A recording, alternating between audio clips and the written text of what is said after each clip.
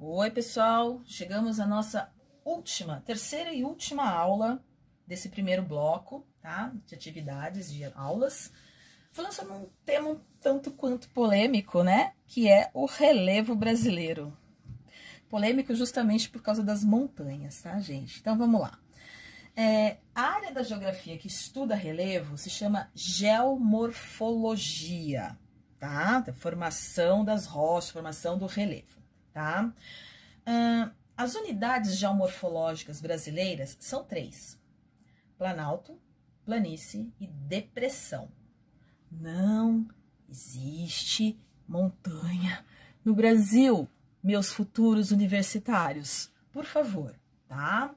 Então, a classificação de relevo que nós utilizamos hoje, o relevo brasileiro, o mapa, né, que classifica o relevo que a gente utiliza, foi criado pelo professor Jurandir Ross, do Laboratório de Geomorfologia da USP, que com muito orgulho foi meu professor, tá? Fiz matéria com ele, fiz estágio supervisionado em geomorfologia, tá? Onde a gente fez muitos estudos de relevo, embora não seja a área que eu domine mais, que eu goste mais. Mas o professor Jurandir, ele estava, quando eu entrei na faculdade, ele estava no processo, tá, de publicação desse mapa. Tá? Eu entrei em 98, então é um mapa bastante recente, no qual ele pega os mapas anteriores do professor Haroldo de Azevedo, do professor Aziz Absaber, e ele faz uma nova classificação do relevo, onde ele identifica 28 compartimentos de relevo. Antes de mostrar o mapa para vocês, eu só vou dar uma caracterizada em cada uma desses compartimentos. Então, a gente tem planalto. O que é um planalto? Planalto é uma superfície onde predominam processos erosivos sobre os processos de sedimentação. Então, é um local que está passando por um desgaste, tá? Ele é mais antigo. E essa história aí de que planalto é plano alto, nananá. Nós moramos num planalto. O que tem de plano aqui em São Paulo? Nada, tá?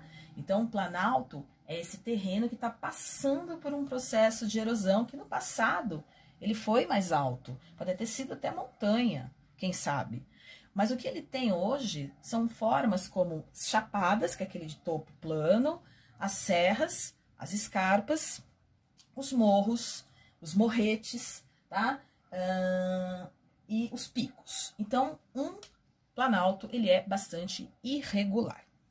A planície é uma superfície onde predomina o contrário. Predomina a sedimentação sobre a erosão. Então, a gente está tendo uma construção, tá, dessa planície. Ela está em formação. Em geral, ela é mais baixa e plana, tá? E as depressões? Depressões, aqui no Brasil, a depressão, ela é resultante de intensos processos erosivos que aconteceram nas bordas, tá? Dos planaltos, tá? Nas bacias sedimentares, desculpa, falei bobagem. Então, assim, é uma erosão intensa que acontece na borda das bacias. A única exceção, tá, é a depressão da Amazônia Ocidental. Por quê? Porque essa bacia, essa depressão, mesmo o professor Jurandir, ele não conseguiu classificar exatamente essa região. É uma planície, mas ele acha que pelo processo de formação dela, ela aparenta ser uma planície, mas ela não tem um processo de formação de uma planície como deveria ser. Então, ele acabou classificando como depressão. Mas, em geral, uma depressão é um terreno mais baixo do que o terreno que está em sua volta, tá bom? Então, agora, gente, eu vou mostrar para vocês um mapa do professor Jurandir, tá? Opa, tô puxando aqui minha cadeira. Eu vou mostrar para vocês o mapa do professor Jurandir, tá? Pra gente conversar um pouquinho sobre esse mapa, tá bom? Tá aqui, gente. Esse é o mapa da nova classificação do relevo brasileiro, feita pelo professor Jurandir, tá? No Laboratório de Geomorfologia da USP, tá? Uma coisa que chama a atenção da gente é que esse mapa mostra que o professor classificou os planaltos em categorias e fez uma compartimentação deles. Então, por exemplo, aqui, ó, nós temos o planalto da Amazônia Oriental. Ele classificou esse planalto aqui como um planalto em bacia sedimentar, tá? Já os planaltos residuais do norte amazônico, que são esses aqui, ó, ele classifica como planaltos residuais, quer dizer, planaltos que resultam de uma erosão muito intensa e que são resíduos de grandes cadeias de montanha que existiam no passado, tá? No caso desse planalto aqui, ele continua aqui, ele é muito importante porque nele estão algumas das nascentes mais importantes afluentes da margem esquerda do rio Amazonas, tá bom? Quando eu venho aqui para o sudeste, eu tenho muitos morros nessa região aqui, ó. Eu tenho muitos morros, aqui, ó. Muitos morros e muitas serras, tá, gente? Como a Serra da Mantiqueira, a Serra do Mar, a Serra do Espinhaço, tá? Quando eu venho nos planaltos aqui que fazem parte da bacia sedimentar do Paraná, tá? A gente percebe muitas colinas e muitas chapadas, tá? Principalmente, a gente tem aqui terrenos sedimentares que foram cobertos por derrames vulcânicos. Então, assim, bacias sedimentares em que o derrame de lava cobriu esses terrenos que eram feitas por sedimentos, tá? As depressões, gente, são essa parte mais laranja do mapa, né? A parte marrom são os planaltos, a parte laranja são as depressões e o amarelo são as planícies, tá? Então, as depressões brasileiras estão todas em áreas mais baixas do que os planaltos que estão em volta delas. Então, a gente tem aqui, ó, a depressão sertaneja e do São Francisco, que é esse aqui, ó, tá? Essa daqui, ó. Essa depressão aqui, gente, forma um enorme corredor que está encaixado entre planaltos. Então, olha aqui. Aqui eu tenho a depressão, aqui eu tenho o planalto e chapadas da bacia do Parnaíba, aqui eu tenho planaltos e serras do Atlântico Leste e Sudeste, aqui eu tenho o planalto da Borborema, e aqui eu tenho o planalto e serras do Atlântico Leste e Sudeste. Então, vocês estão vendo que é uma depressão completamente circundada por planaltos, a não ser aqui que pega essa planície dos tabuleiros litorâneos, tá bom?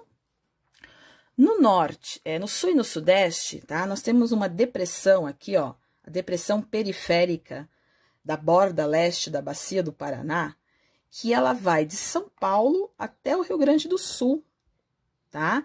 Ela separa terrenos cristalinos, tá? Da bacia do Paraná. Então, eu tenho aqui, ó, planaltos e chapadas da bacia do Paraná, e aqui eu tenho os planaltos e serra do Atlântico Leste e Sudeste. Essa depressão periférica do estado de São Paulo, gente, todo mundo conhece. Quando a gente pega uma estrada aqui em São Paulo que vai para o interior, a gente passa por ela, tá? Conforme a gente vai saindo da parte do Planalto, a gente vai descendo. A rodovia dos Bandeirantes é ótima pra gente perceber isso. A Anhanguera é um pouquinho, tá?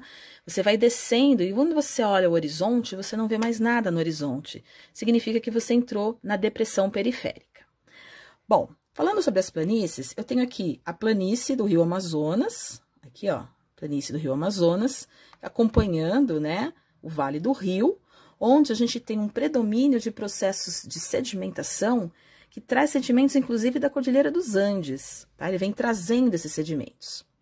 Aqui eu tenho a planície do Pantanal Mato-Grossense, que é a mais típica de todas as planícies brasileiras, por ser uma área baixa com processo de alagamento.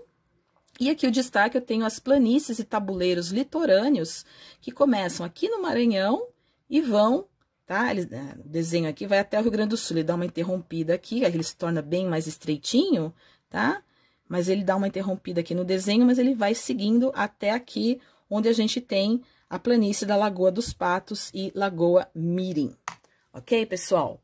Bom, seguinte, meu povo. Oi!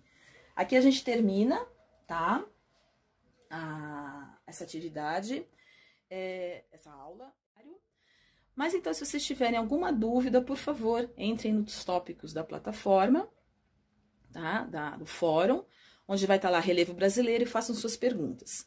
Vocês têm esse mapa na apostila, então olhem quando vocês tiverem alguma dúvida, tá? Para vocês não perguntarem besteira.